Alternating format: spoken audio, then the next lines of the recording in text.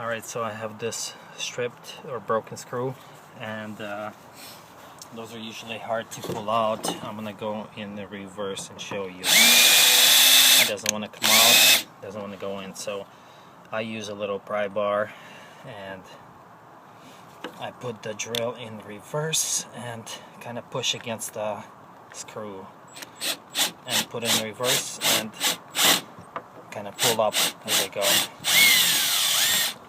And as you saw, the head just fell off and fell in between the decking.